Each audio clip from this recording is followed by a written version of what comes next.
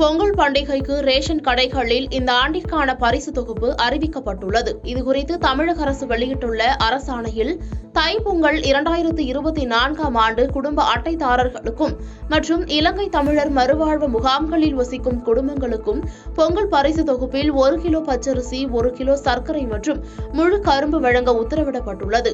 2,19,57,402 குடும்ப அட்டைதாரர்களுக்கு வழங்கும் வகையில் 238,92,72,741 ரூபாய் நிதி ஒதுக்கப்பட்டுள்ளதாக தகவல் வெளியாகியுள்ளது.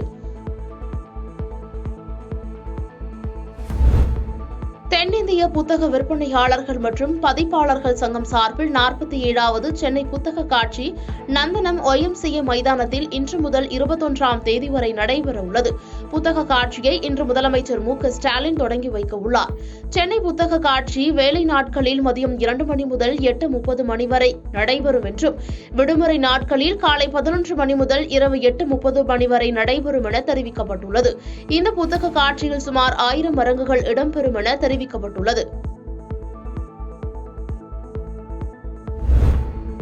தெற்கு பெய்ரூட் புறநகர் பகுதியில் இஸ்ரேல் நடத்திய ட்ரோன் தாக்குதலில் ஹமாஸின் துணைத் தலைவர் சலே அல் அரூரி கொல்லப்பட்டதாக லெபனானின் ஹெல்புல்லா குழு தெரிவித்துள்ளது.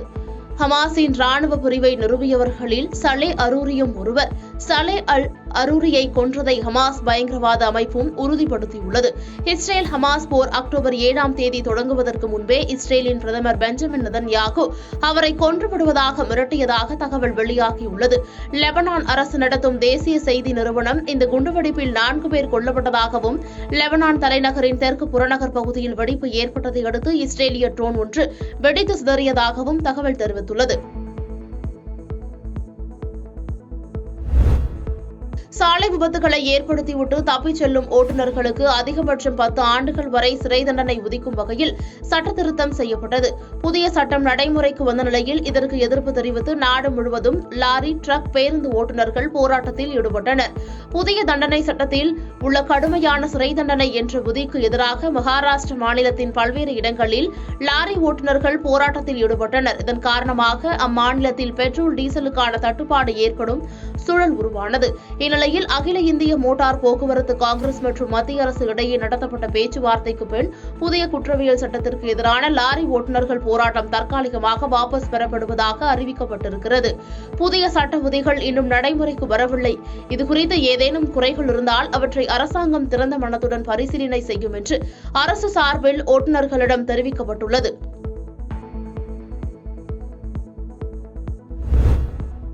ஆந்திர மாநிலம் தேவாரப்பள்ளி நெடுஞ்சாலையில் 2 கார்கள் நேருக்கு நேர் மோதி விபத்திற்குள்ளானது.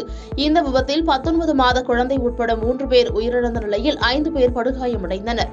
விஜயவாடாவிலிருந்து ராஜமுந்திரி நோக்கி சென்ற காரின் டயர் பிடித்து தாறுமாறாக ஓடியதும், சாலையின் எதிர் திசையில் வந்த கார் மீது நேருக்கு நேர் மோதி விபத்தில் சிக்கியதும் முதற்கட்ட விசாரணையில் தெரியவந்துள்ளது. இந்த விபத்து குறித்து போலீசார் வழக்கு பதிவு செய்து விசாரணை மேற்கொண்டு வருகின்றனர்.